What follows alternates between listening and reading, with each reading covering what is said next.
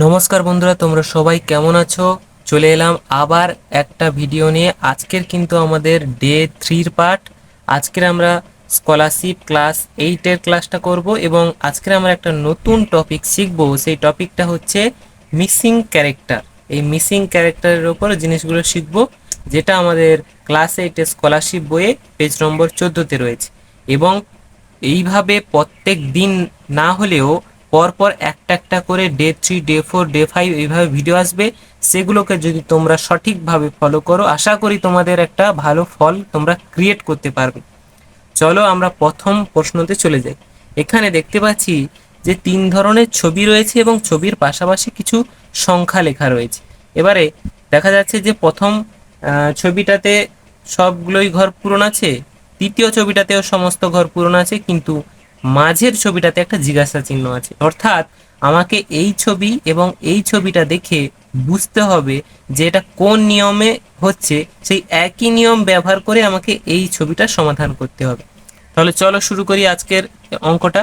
তাহলে এখানে দেখতে পাচ্ছি 5, 3, 4, এগুলোকে কিভাবে কি করলে 19 হতে পারে। দেখো, 5 যদি 3 করি, 5 × 3 সমান কত হচ্ছে 15। এই 15-র সঙ্গে এই নিচের 4টা যদি যোগ করে দিই, দেখো আমাদের কিন্তু 19 হচ্ছে। 19টাই কিন্তু এইখানে আছে। তাহলে এটাকে করে দেখি সেই একই নিয়মে যাচ্ছে কিনা। তাহলে 6 × 4, 6 × 4 সমান 24 প্লাস 5 সমান কিন্তু 29 হচ্ছে। মানে এটা সঠিক নিয়মেই আমরা এগোচ্ছি। তাহলে এটা করব 7 × 5 সমান কত হচ্ছে 35। এর সঙ্গে 6 যোগ করব, মনে হবে 41। 41 হচ্ছে আমাদের অ্যান্সার। তাহলে এখানে 41 এই যে দেখতে পাচ্ছি, তাহলে অপশান সি হচ্ছে আমাদের কারেক্ট অ্যান্সার। এবারে 2-এর দাগের প্রশ্নে যদি আমরা আসি, 2-এর দাগে দেখতে পাচ্ছি এখানে 4, 9, 16, 25, 36, 49, 64 আছে। এই রকম ছবি দেখে আমাদের বুঝতে হবে কি, যে স্কোয়ার কিউবের সংখ্যাগুলোকে আমাদের মুখস্থ করে ফেলতে হবে। যেমন এখানে দেখতে পাচ্ছি 2 স্কোয়ার কিন্তু 4 রয়েছে, তারপরে 3 স্কোয়ারের জন্য 9, আবার 4 স্কোয়ারের জন্য 16, এইভাবে কিন্তু রয়েছে। 5 স্কোয়ারের জন্য তারপরে রয়েছে 25, 6 স্কোয়ারের জন্য রয়েছে 36, 7 স্কোয়ারের জন্য রয়েছে 49, 8 স্কোয়ারের জন্য 64, 9 স্কোয়ারের জন্য রয়েছে 81। তাহলে 81 এই জিজ্ঞাসা চিহ্নর কাছেই হবে। তাহলে 81 আমাদের অপশানে রয়েছে, অর্থাৎ অপশান বি হচ্ছে আমাদের রাইট অ্যান্সার। তারপরে দেখো আমরা 3-এর দাগে যদি চলে আসি, আবার সেই একই রকম একটা গোল ছক, যেখানে একটা জিজ্ঞাসা চিহ্ন রয়েছে। 2, 3, 4, 5, এটা পরপর একটা, এটা যদি ডান দিক ভাবা হয়, ডান দিকে পরপর একটা সারিতে রয়েছে 5, 7, মানে 5, 6টাকে বাদ দিয়ে 7, 7টাকে 7, 8 নেই 9, 9, তাহলে 10 নেই 11 হওয়া উচিত।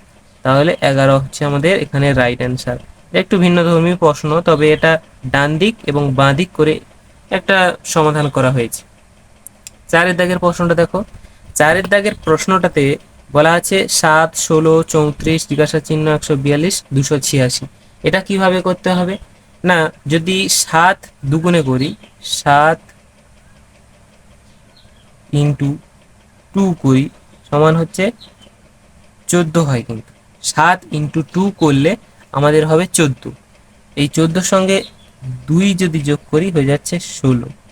দেখো তারপর একটা 16 আছে, তারপর পরে মানে 16 × 2 করলে 32, প্লাস 2 করলে হচ্ছে 34। আবার 34 × 2 করলে হবে 8, 6, প্লাস 2 করলে হচ্ছে 70। 70 হচ্ছে আমাদের অ্যান্সার। এই 70টা কিন্তু আমাদের অপশানে রয়েছে, অপশানে বিতে রয়েছে, তাই জন্য অপশান বিটা হচ্ছে আমাদের কারেক্ট অ্যান্সার।